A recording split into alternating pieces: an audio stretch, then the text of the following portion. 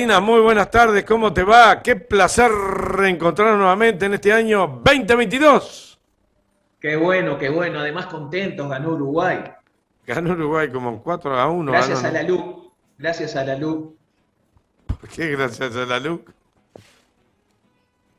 Por supuesto que nunca falta algún comunista negacionista tipo Leo o algo que diga que no y que quiera derogarla, ¿verdad? Ah, Ya que estamos hablando de fútbol, ¿te acordás que hace pocas semanas se dio un incendio en un módulo de Concar donde se asesinaron a dos reclusos, los quemaron vivos directamente, uno estaba en posición fetal?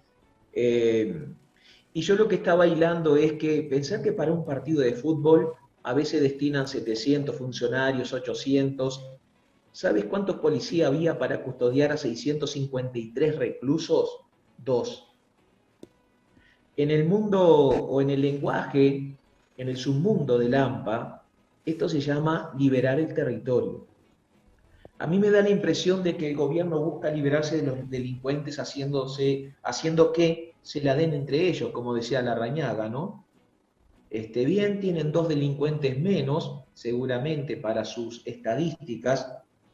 En fin, y a propósito de estadísticas y números, hay una diferencia en la cantidad de homicidios que cuenta el Ministerio del Interior y lo que cuenta la Fiscalía.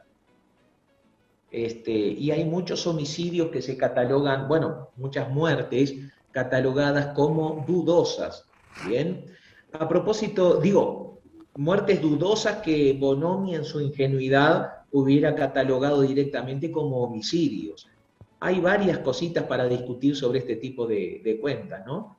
Bueno, ya veo que has andado muy bien, te veo bronceadito. medio dorado, amarronado, tipo anguilla, ¿Dónde anduviste veraneando? por varios lugares del país. Confiéselo, lárguelo, que te vas a sentir mejor luego que te liberes. Una parte de Maldonado. El oligarca veraneando. Apuesto a que te cruzaste con otro oligarca, un tal Fernando Pereira. No, no, Fernando Pereira estaba del puente para allá. Ah, no, ya estaba en los suburbios. Bueno, es como lo de la plaza para acá en la piedra. Este estaba del puente para allá, ¿está loco? ¿Y Leo Ya. está por ahí? ¿Leo está contigo? No, hoy Leo está dando clases en la universidad, Ah, vale, yo pensé que iba a estar porque contigo. ahora es docente de la universidad. ¡Wow! Pero qué bueno para los alumnos, ¿no? Porque él tiene un bagaje cultural impresionante pese a su edad, ¿no? Te quería comenzar comentando un hecho muy breve. En la ciudad de Rivera, en Villa Soña, la policía en el mes de enero, capaz que tú ya lo comentaste este hecho porque es lo que está haciendo furor en las redes, ¿no? La policía intervino en la investigación de dos homicidios. En uno de los casos, un hombre había, en el marco de una lucha entre dos pandillas, uruguayas y brasileñas, un hombre fue torturado y luego asesinado. Los muertos fueron dos, pero uno de ellos se constató que había sido torturado. La policía detuvo durante una semana, o sea, en el transcurso de la semana, a 5 personas, dos menores, eran 3 hombres, y dos mujeres, que son hermanas brasileñas, de 19 y 21 años respectivamente. ¿Cuál fue la medida que se tomó? 180 días de prisión domiciliaria mientras se continuaba con la investigación. En aquel momento, muchos lectores en la página de Subrayado y en distintas redes sociales habían dicho, pero van a dejar que se fuguen, ¿vale? Y dicho y hecho, dejaron el pozo. A ver, yo creo que más allá de la ley hay que aplicar el sentido común. No estamos hablando de que estas mujeres estuvieran detenidas con prisión domiciliaria, mejor dicho, en Montevideo, en Canelones, en Maldonado de la Valleja, no. Estamos hablando de Rivera, a 1 milímetro de la frontera. Y se le dijo a la policía que tenían que ir diariamente a controlar. ¿Pero a controlar qué? A ver, muchachas, ¿me prometen que no van a cruzar el pie derecho para la frontera? El artículo 224 del nuevo Código de Proceso Penal, o sea, si bien el nuevo código establece que la prisión preventiva tiene que ser la excepción y no la regla, y estoy de acuerdo, porque muchas veces se mandaba a la cárcel a gente inocente, incluso en casos de violación, y todos sabemos lo que en el Uruguay y en casi todas las cárceles del mundo le hacen los demás presos a los detenidos por violación, y después resultaba que eran inocentes, ¿verdad? Bien, entonces en principio estoy de acuerdo con ese concepto, pero el mismo artículo 224 dice que hay situaciones de excepción donde el fiscal sí o sí tiene que pedir la prisión preventiva, y de la letra A a la letra L, como incisos del artículo 224, se establecen esas excepciones. Y una de las excepciones es la del homicidio especialmente agravado. Y en este caso era un homicidio muy especialmente agravado porque hablamos de tortura previa al homicidio. En definitiva, yo espero que el Poder Judicial salga a aclarar, a ver qué sucedió, cómo en un caso donde además está de marco el narcotráfico, cómo en un caso así se le permite otra cosa, son ciudadanas brasileñas. El concepto que tiene que regir para tú aplicar la prisión domiciliaria es que la persona tiene que tener arraigo, y son ciudadanas brasileñas. Anda a buscarlas ahora en el gigante brasileño con todos los millones de habitantes que tienen, pero que además hay otro detalle, Néstor, que Brasil no extradita a sus ciudadanos. Es distinto si vos o yo cometemos un crimen en Uruguay y nos fugamos a Brasil, Brasil sí nos extradita. Pero si ese brasileño no. Entonces, digo, no sé, estoy esperando, capaz que tienen una buena explicación. A mí no me gusta opinar de un expediente judicial que no he leído, pero esto rompía los ojos. Cuando la noticia de la prisión domiciliaria salió en enero, fuimos muchos los que dijimos, pero ¿qué están haciendo? Están hablando de narcotraficantes, de gente que es asesina, de gente que es torturadora y le dan prisión domiciliaria. No solo se están violando las normas legales, sino que se está atentando contra el sentido común. Me gustaría tu opinión, Néstor, no sé si conocías el hecho. No.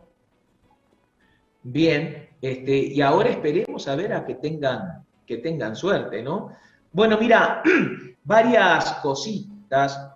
Quería manifestar mi preocupación de cómo el Uruguay ya, bueno, no solo se convirtió en un país neoliberal, sino que además se está convirtiendo en un país macartista. A ver, el macartismo es un término que se aplica cuando un gobierno acusa a un opositor o a varios de comunistas, subversivos, traidores a la patria, y se toman medidas en su contra sin que medie un debido proceso penal o justo, ¿verdad? El término se fue acuñando entre 1950 a 1956, cuando el senador norteamericano Joseph McCarthy realizó una serie de denuncias y persecuciones contra opositores políticos al gobierno norteamericano. McCarthy murió al año siguiente, él nació en 1908 y murió en 1957, pero insisto, entre el año 50, 5 años después de terminada la Segunda Guerra Mundial, y 1956, hubo una serie de persecuciones de toda clase contra artistas, incluso a Charles Chaplin, por el contenido social de películas como El Pibe y todo eso, se le llegó a perseguir. Bien, el macartismo hoy en día tiene un concepto más amplio. No necesariamente un gobierno tiene que llegar a aquellos extremos, espera porque te perdí, ahí está, ya te veo. No tiene por qué llegar a aquellos extremos, sino que se aplica a todo aquel gobierno que persigue a la oposición, que limita la libertad de expresión en aras de la libertad, en defensa de la República, en defensa de las instituciones supuestamente democráticas, ¿no? Pero por decir un ejemplo de la actualidad, lo que hizo la senadora Graciela Bianchi contra una docente que había increpado al presidente de la República al pedir un informe de cuántas horas trabaja, de en qué lugares trabaja. Eso es macartismo puro, ¿verdad? Y a esto se suman los ataques abiertos, de cabildo abierto, justamente contra el Poder Judicial. Porque yo acabo de criticar el Poder Judicial cuando empezamos esta nota, pero a la vez, en un artículo que escribí la semana pasada, lo defendí. O sea, apoyo al Poder Judicial cuando hay que apoyarlo, lo defiendo y lo aplaudo cuando hay que defenderlo, y lo critico cuando hay que criticarlo. Pero cabildo abierto, cada vez que se trata de una condena a un violador de derechos humanos, salta como queda quemado con leche hirviendo. Y luego hay señales. La visita que hizo la cúpula de Cabildo Abierto a los represores en Navidad, ¿no?, que están recluidos allí en Domingo Arena, es una señal muy peligrosa para las instituciones democráticas. También se suma a alguien que no tiene un cargo público, pero que obviamente pertenece a esa ultraderecha que está tomando auge. Estoy hablando de la escritora Mercedes Vigil, aunado esfuerzos con Cabildo Abierto y con la senadora Graciela Bianchi para promover un proyecto de ley a efecto de que estos represores de la dictadura cumplan su condena en la comodidad de sus domicilios. Incluso le llaman presos políticos, ¿no? Ahora, la coalición derechista ha tenido la inteligente decisión de postergar el tratamiento de este proyecto de ley para luego del 27 de marzo. Luego del referéndum, si el gobierno pasa esa prueba, si el gobierno vence ese referéndum, se va a sentir legitimado para continuar con la represión policial. Cuando hablo de represión policial no estoy inventando ni exagerando nada. Ya lo vimos, hemos visto a la policía practicando el antisindicalismo, cumpliendo órdenes. La policía no tiene más remedio que ir y cumplir la orden. Pero ya hemos visto lo que sucedió en Rocha. Antes se perseguía a los que juntaban firmas. Ahora infiltran policías en marchas de trabajadores, al mejor estilo de la dictadura, fichando. Ya se hacía en el año 2020 con movilizaciones de AEBU y se constató de que había policías filmando, fotografiando y fichándolos prácticamente para un archivo. Bien, un archivo policial. ¿En qué mundo estamos?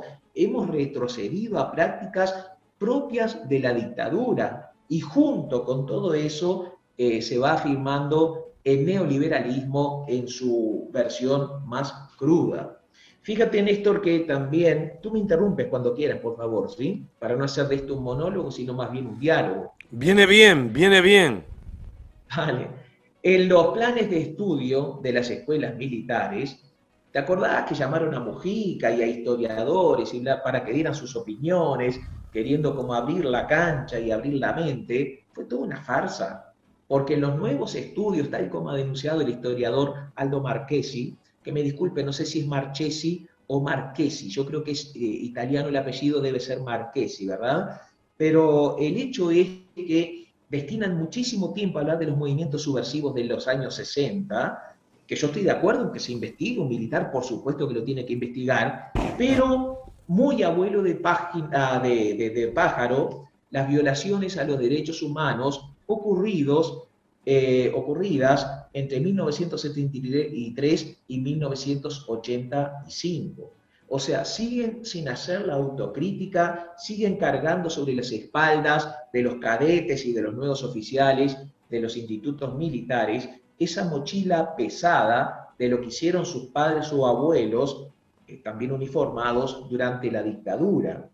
Y estoy hablando de señales de macartismo. La Secretaría Nacional de Deportes prohibió que en el quinto Tour femenino de ciclismo, FENAPES pudiera pagar por una publicidad en el sentido de que se iban a poner camisetas rosadas diciendo viva la educación pública, y fue prohibido. Y el secretario de Deporte, que depende también de Bauzá, el secretario de Deportes es Sebastián Bauzá, pero el director del área de programas especiales de la misma Secretaría Nacional de Deportes, Alfredo Sagasti, publicó un tuit destinado a FENAPES, diciendo que si permitían esto, era hacer política con los dineros públicos. ¿A quién se le ocurre? Bueno, al parecer Sagasti desconoce que los dineros de FENAPES, que repito, son los que financiaban las camisetas, no son públicos. Los que sí son dineros públicos son los que ha utilizado Álvaro Delgado y la mayoría de los intendentes blancos para recorrer el país en vehículos oficiales con asistentes a quienes les pagamos el sueldo con dineros públicos todos los uruguayos, ¿bien? Pagándoles incluso viáticos.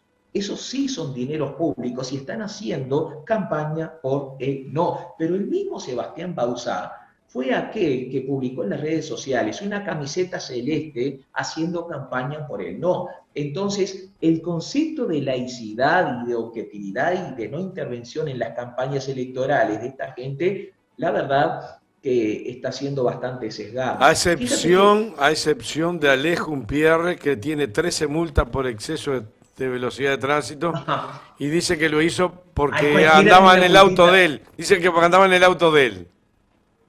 Sí, para mí tiene todo el derecho a andar en un auto oficial, fabuloso, pero él, a ver, él tiene razón en algo, quien alguna vez no agarró una multa, sí, pero estamos hablando de 13 multas por exceso de velocidad. Y él aclara, fueron en Canelones, como diciendo, lo que pasa es que como soy blanco, los comunistas me pusieron las multas. Como intendente, él tiene que dar el ejemplo.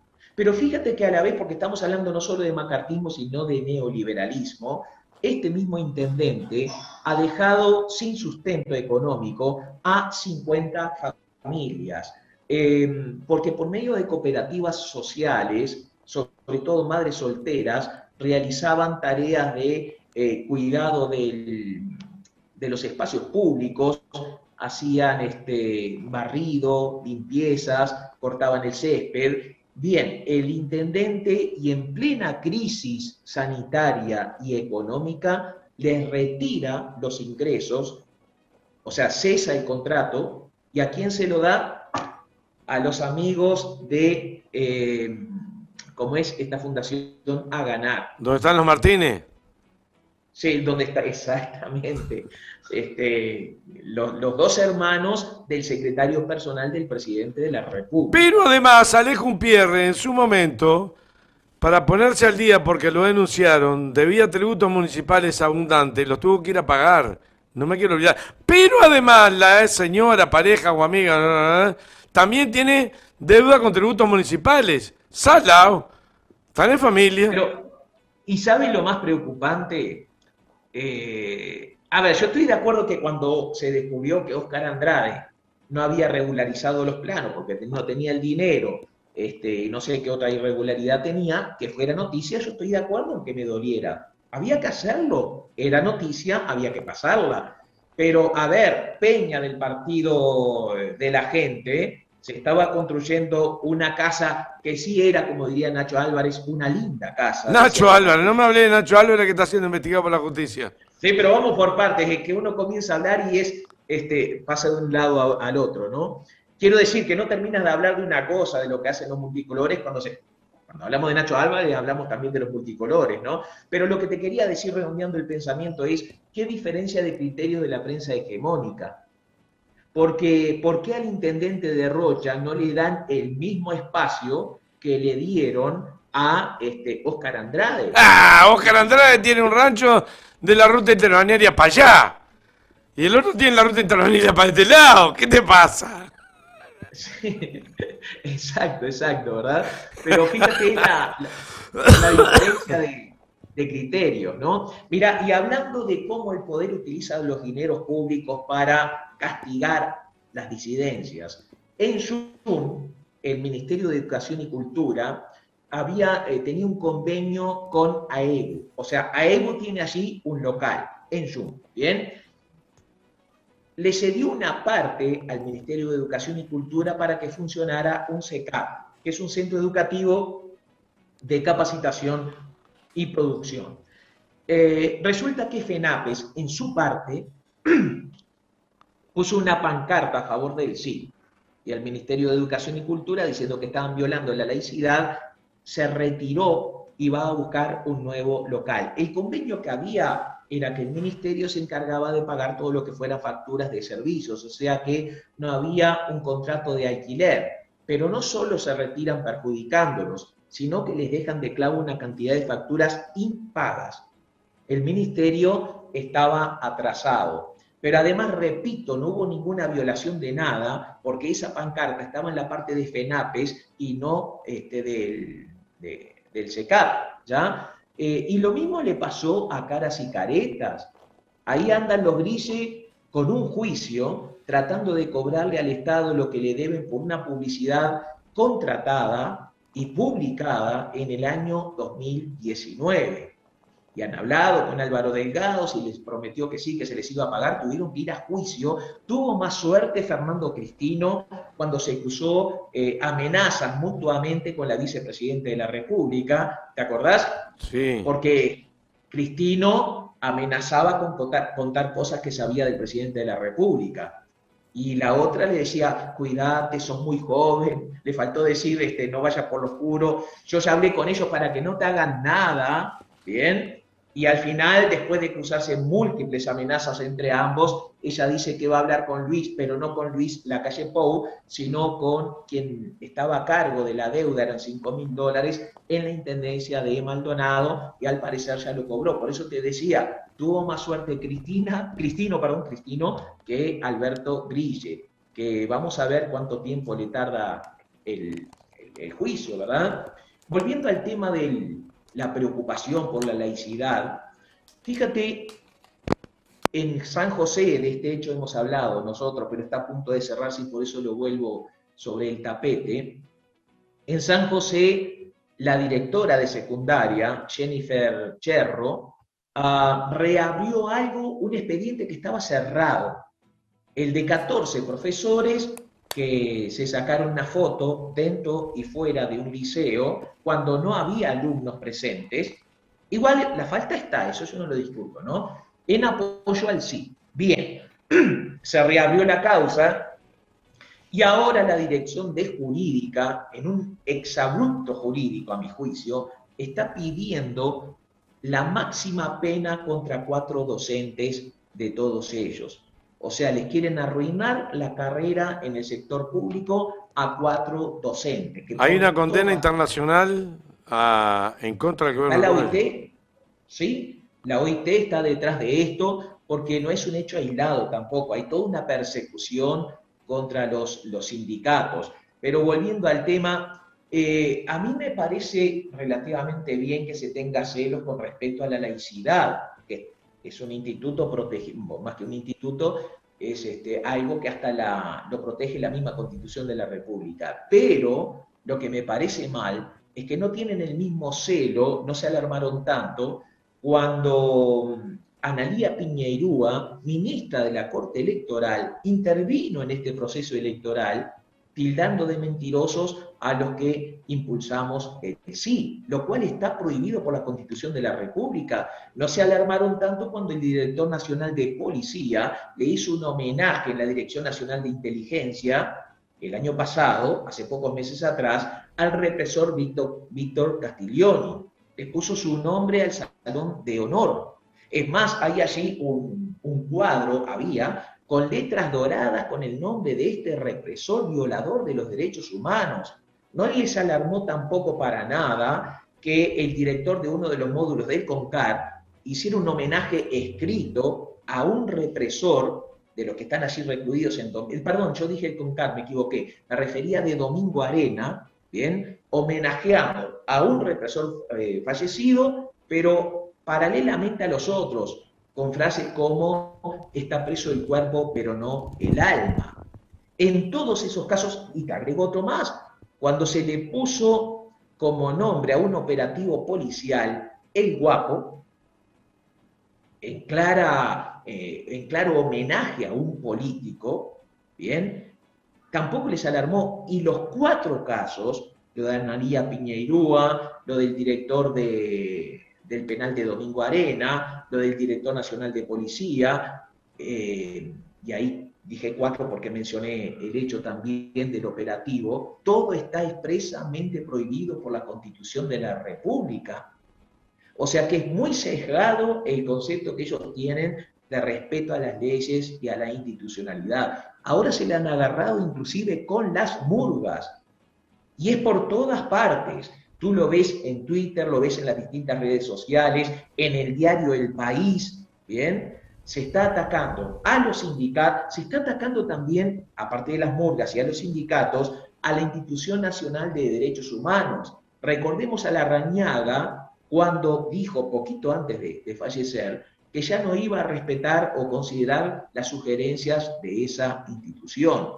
Y por ahí se suma, por supuesto, la escritora Mercedes Vigil. O sea, están atacando por todas partes a los representantes de los trabajadores, a la voz del pueblo, que son las murgas, ¿bien? Están atacando entonces a la Institución Nacional de Derechos Humanos. El Tribunal de Cuentas está totalmente pintado y va a seguir pintado y gritando en el desierto hasta que logremos reformar la Constitución de la República para que el Tribunal de Cuentas tenga poder de veto. Porque ahí andan los gritos con la Intendencia de Maldonado, criticándole la mayoría de los contratos que hace. Y la Intendencia de Maldonado y Enrique Antía siguen campantes contratando a los amigos. Las casetas de salvavidas costaron $14.500 cada una.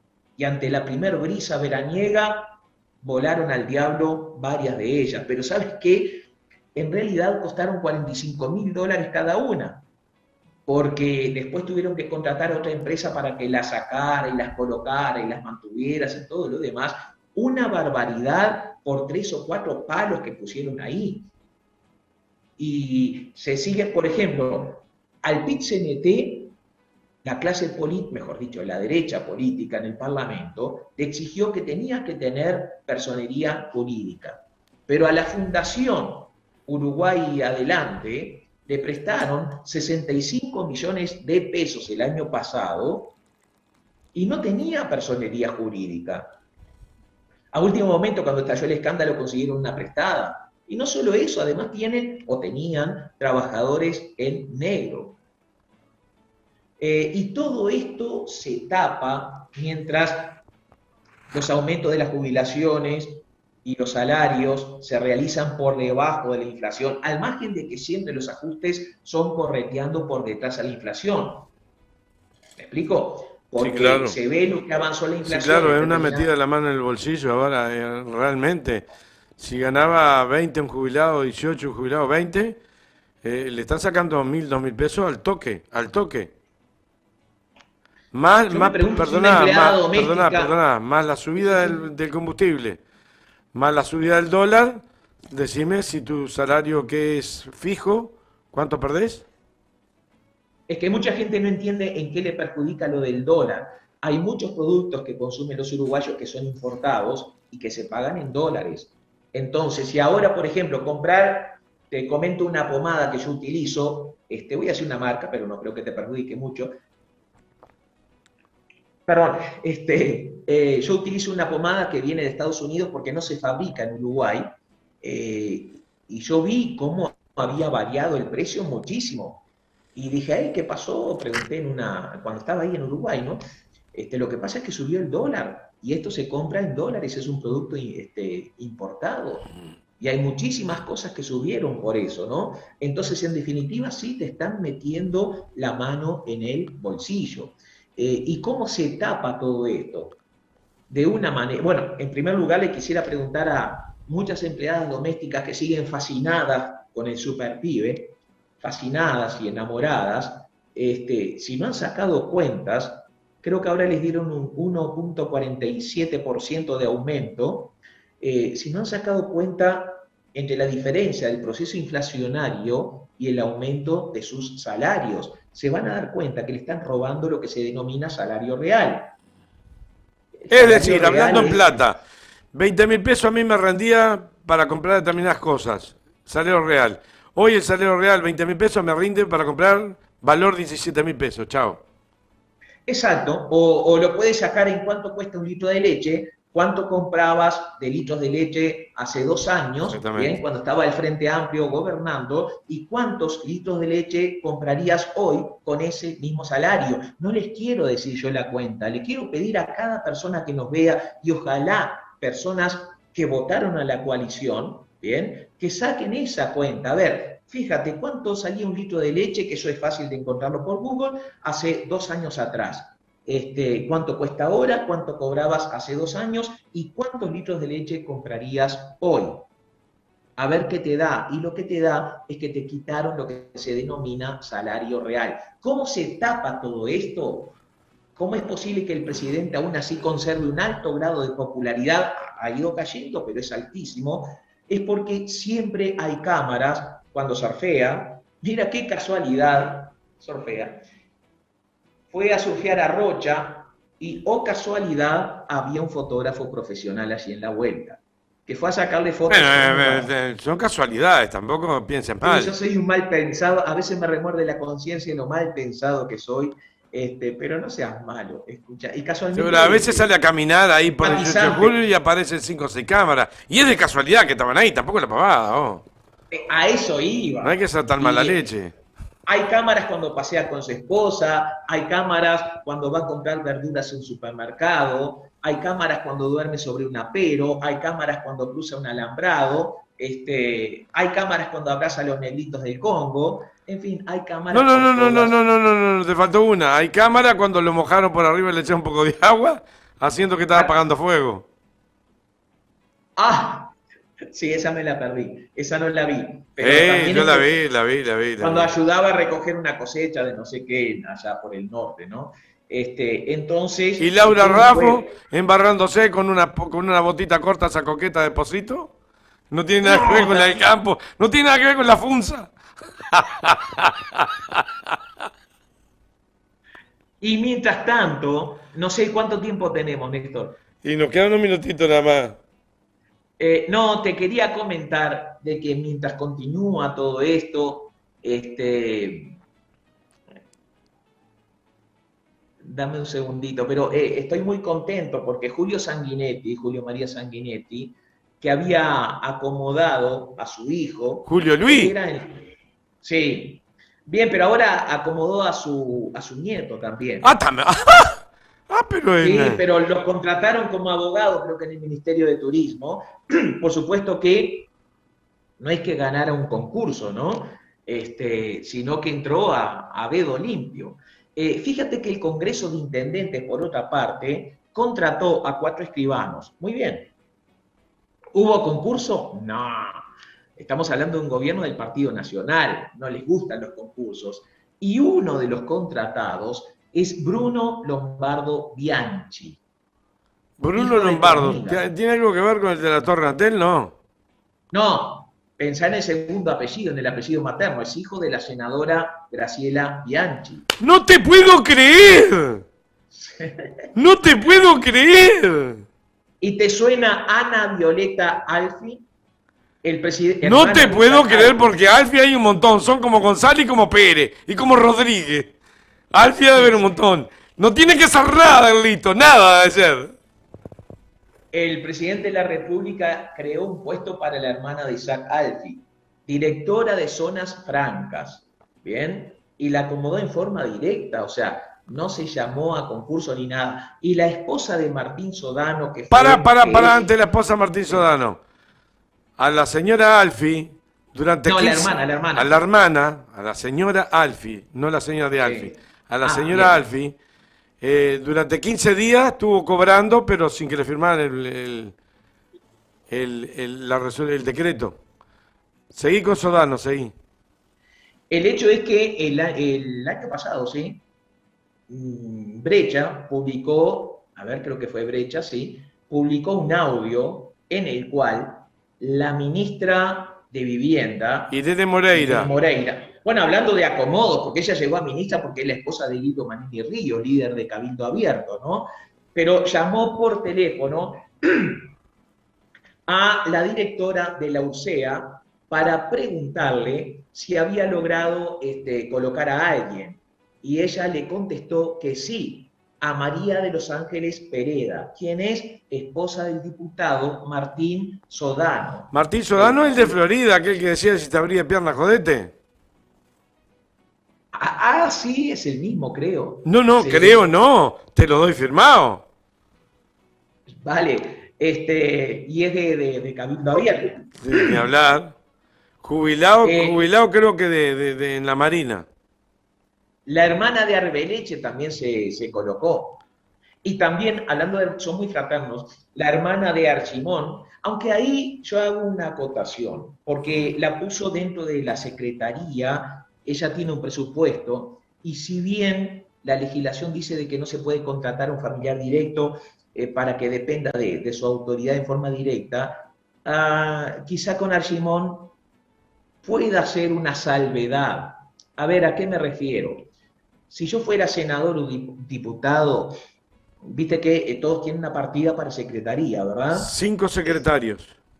Sí, hay una persona a la cual yo pondría directamente, o me gustaría colocar allí si es que no fuera antiético o ilegal, que tengo alguna duda, que es mi propia hija, pero no por ser mi hija, estoy hablando en serio, sino ¿por qué? Porque sabe inglés, porque es licenciada en Relaciones Internacionales, porque tiene un don de gentes impresionante, porque domina todas las cuestiones jurídicas, las cuestiones contables por supuesto en materia de relaciones internacionales, pero por su capacidad. Entonces, en el caso de Archimón, tú ahí requieres gente de tu máxima confianza.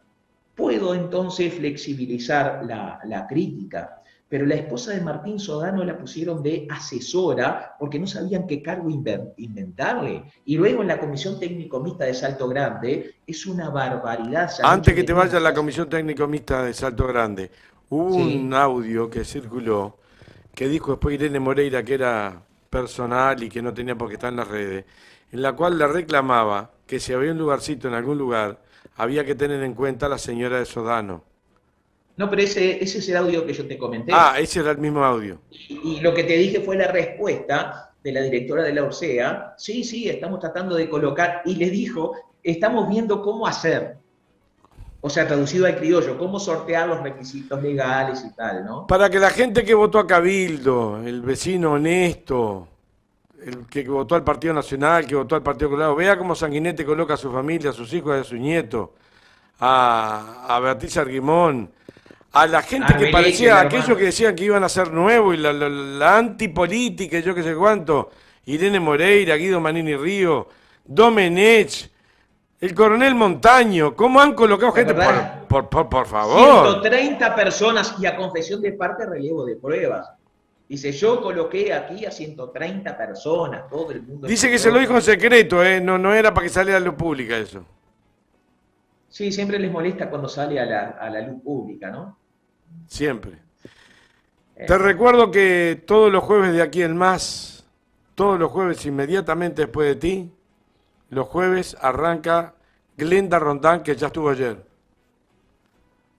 muy bien, Y muy te bien. aconsejo, te doy, vos, es una opinión y hasta un consejo. Escuchar el programa de ayer, la parte de Glenda Rondán, porque tiene una faceta muy didáctica y muy de docente como para hablarle a un público muy en especial. Vale la pena Perfecto, escucharla. perfecto. Muy bien. Bueno, no sé si hay algo más. ¿Me permitís un comentario? Tengo 30 segunditos. Dale que se nos viene Leonardo Fossati que lo tengo en línea. Bien, bien, bien.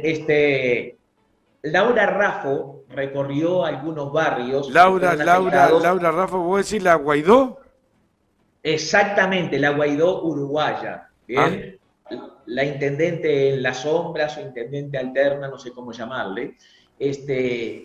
Y fíjate que propuso una idea genial. En primer lugar, acusó de falta de previsión a la intendencia, ¿verdad? Y a ver si tengo acá. Dice, mira, mira lo que dijo en forma literal, esto lo voy a leer.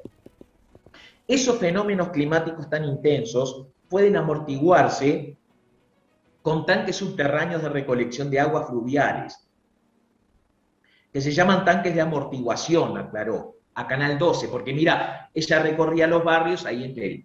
entre los charcos y tal, y había una cámara de Telemundo 12 que le perseguía, ¿no? Y siguió aclarando, tanques de amortiguación con espacios públicos que contemplen la absorción de las lluvias intensas. Y en un video que ella publicó en su cuenta de Twitter, continúa aclarando, a ver si lo tengo aquí, habló de, son como parques fluviales, parques inundables, los cuales están armados en distintas bases, y puso como ejemplo un parque de Rotterdam, o sea, se fue allá lejos para poner un ejemplo. Estos parques están creados para capturar el agua evitando que vaya a los desagües, provocando inundaciones, y finalizó diciendo, el mundo está mirando hacia allí. Estos parques existen. No, déjame el remate a mí. Aguanta, aguanta. Leo. Vale. No, pero no me cortes esta idea. No se fue, quédate ahí. Porque este remate es divino, Leo. Terminó diciendo, el mundo está mirando hacia allí. Estos parques existen. Sí, Laurita, mi amor, existen, pero no tenés por qué irte a Saturno para verlos. Basta con que tú recorras, por ejemplo, en primer lugar, desde el año 2010, ¿bien? Montevideo cuenta con, o se empezaron a hacer en el 2010, pero ya cuenta con 6 tanques de amortiguación que benefician a 1.500 familias. Te lo explico como quien le habla a un niño de 5 o una niña de 5 años con bananitas y con manzanitas. Desde el año 2010 está bueno conocer el mundo, está muy bueno, a mí me encanta, de hecho yo estoy fuera ahora, aprendiendo más que enseñando, ¿no? Pero también está bueno conocer tu propio país y sobre todo conocer la ciudad o el departamento más poblado de todo el país, creo que son 1.700.000 habitantes. Entonces, no tienes por qué irte lejos. Mira, si tú te vas a Tengo a Leo que te quiere hacer una pregunta. Sí, pero termino con esto. Me quedan, son 10 segundos. Seguramente capaz que no me escuchás. Yo estaba escuchando... No, te escucho. Lo que pasa es que... Pará que no terminó.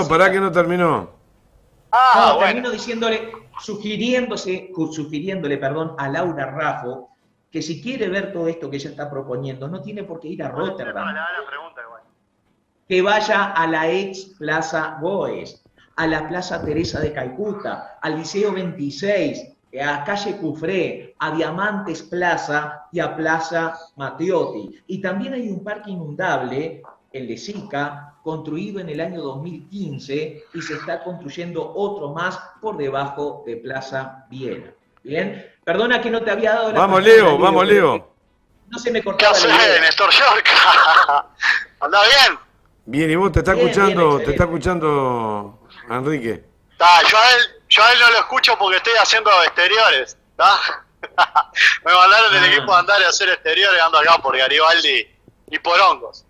Preguntale a Enrique Ortega, es que está, aparte de si tiene algún carguito para mí, ¿cómo junta este discurso de la transparencia y esto de que los pobres son pobres porque quieren, con esta gente que lo único que ha hecho con el gobierno, entre otras tantas cosas, es acomodar a toda su familia? Dale, gracias. No, de nada, chao. Chao. Fíjate, Néstor, que, y ahora sí me despido, los mismos que critican un gobierno cuando ayuda a la gente más necesitada, a la gente más humilde, por ejemplo, desde la Federación Rural, desde la Asociación Rural, desde Un Solo Uruguay, son los mismos que cuando dejan de ganar tanto por algún fenómeno climático, una inundación, porque una helada les quema las cosechas, porque bajan los precios internacionales, que no es el caso, porque ahora está en un alto histórico, son los primeros que van a golpearle la puerta desesperadamente al Estado. Y en ese caso ya no hablan de Estado solidario, ya no hablan de Estado paternalista, sino de la obligación de un gobierno. En fin, doble rasero, ¿no? Nos vamos. Nos vemos el jueves. Nos vemos el jueves que viene. Ha sido un gusto, que pases muy bien, suerte. Un abrazo, gracias por estar.